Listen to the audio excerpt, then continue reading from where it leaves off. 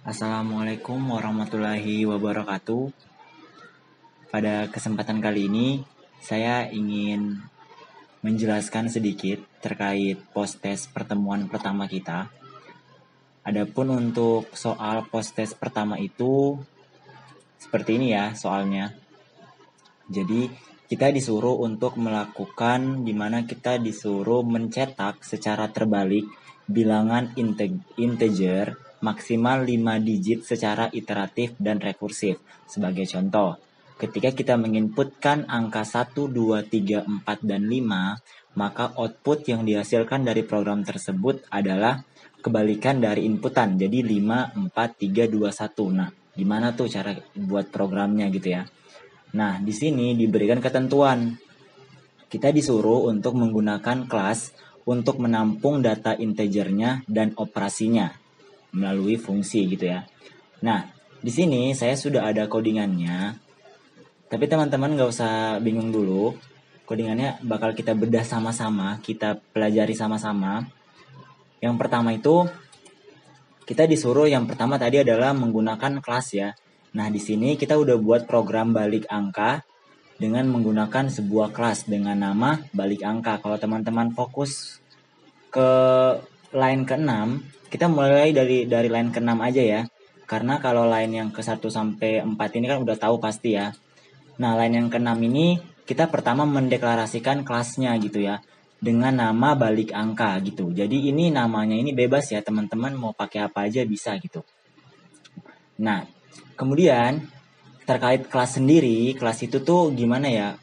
Dia tuh kayak fungsinya kayak sebuah struktur data kelas gitu. Dia tuh kayak mempermudah kita dalam melakukan pemrograman berorientasi objek gitu. Ibaratnya kayak kalau kalian pakai kelas itu lebih terstruktur gitu ibaratnya. Jadi kalian bisa melakukan melakukan banyak fungsi dalam kelas, inheritance, pewarisan segala macam itu tuh bisa dikelola di kelas gitu. Jadi lebih membuat program kalian itu lebih terstruktur, lebih baik gitu loh, lebih rapi, lebih gitu loh, lebih wow. Oke. Nah, oke, kita balik lagi. Pertama tuh kan kita udah buat kelas nih dengan namanya balik angka gitu ya. Nah, terkait kelas sendiri tuh mereka tuh ada dalam kelas itu ada beberapa ada public sama juga dengan yang namanya privat gitu. Kalau kita berbicara tentang kelas, nanti itu ada yang namanya public dan privat. Jadi dalam kelas itu nanti kita disuruh menjabarkan nih mana-mana saja fungsi atau variabel yang kita mau buat jadi public dan mana-mana saja fungsi atau apapun yang dalam kelas itu yang ingin kita buat jadi privat. Nah, bedanya public dan privat itu sendiri, kalau public itu ibaratnya kayak lebih ke arah dimana ketika kalian membuat suatu fungsi, mendeklarasikan suatu fungsi atau mendeklarasikan suatu tipe data, kalau kalian gunainnya public, itu tuh berarti tandanya bahwa fungsi ataupun tipe data yang kalian deklarasikan itu tuh bersifat public gitu. Jadi bisa diakses oleh semuanya gitu, semua program. Tapi kalau kalian menggunakan privat, itu tuh artinya tipe data ataupun fungsi yang kalian deklarasikan itu tuh hanya boleh diakses oleh kelas itu sendiri kayak gitu. Jadi kalau selain dari kelas itu tuh nggak bisa diakses kayak gitu. Itu bedanya public sama privat ya.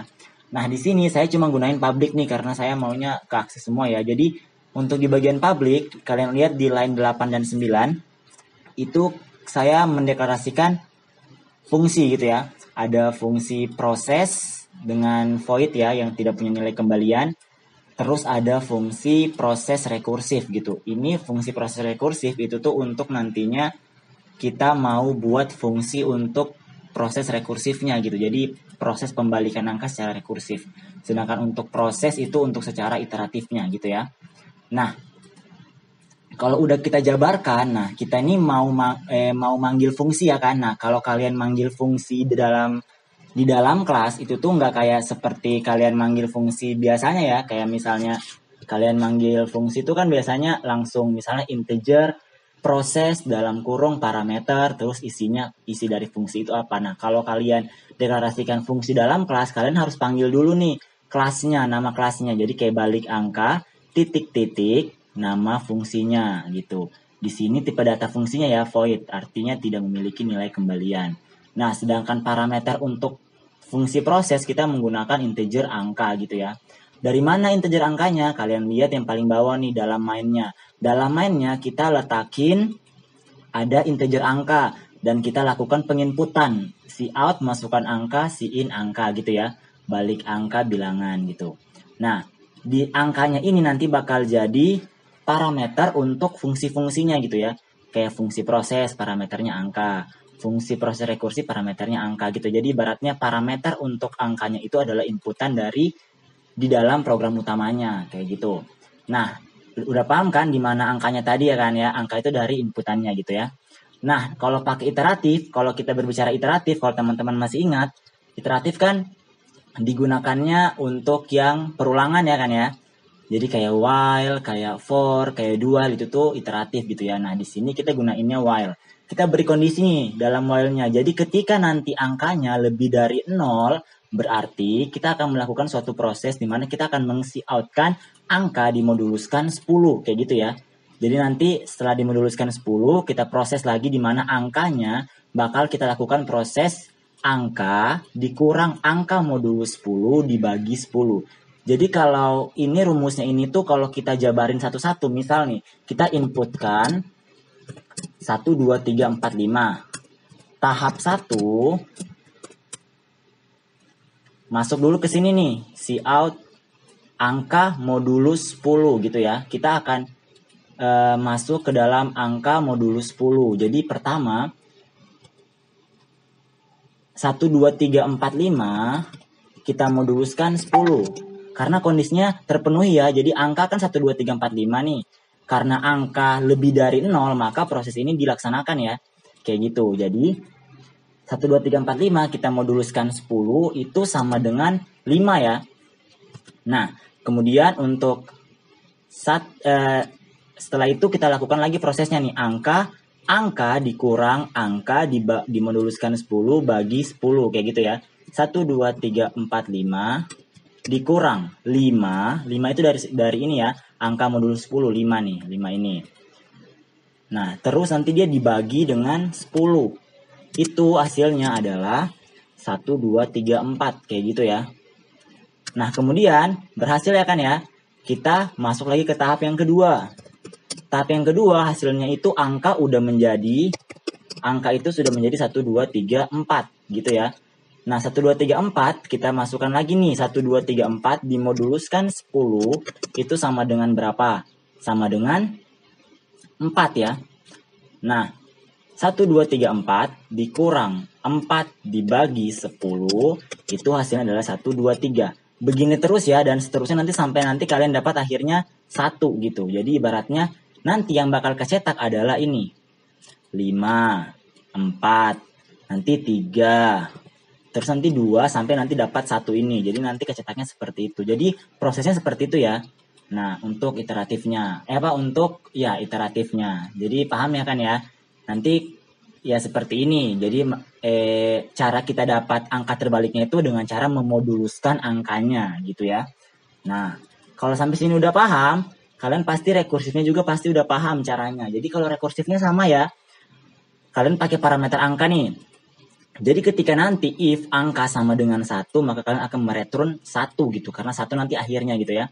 Selain dari kondisi di atas, kalian jalankan nih. Sama, kalian masukkan fungsi kalian masukkan tadi proses yang di iteratif, masukkan ke sini. Tapi nanti di returnnya kalian lakukan gini. Proses rekursif angka dibagi 1 kayak gitu. Jadi kalian manggil ulang nih proses rekursifnya. Jadi kalian manggil ulang fungsinya, manggil nanti sampai kondisi ini terpenuhi, maka proses rekursifnya berhenti sampai di situ kayak gitu. Paham ya untuk iteratifnya ya? Untuk rekursifnya. Jadi ibaratnya sama aja, cuman kalian kalau cara pengulangannya secara rekursif adalah kalian melakukan pemanggilan pada proses rekursifnya kembali gitu. Kalau ini kan udah otomatis nih.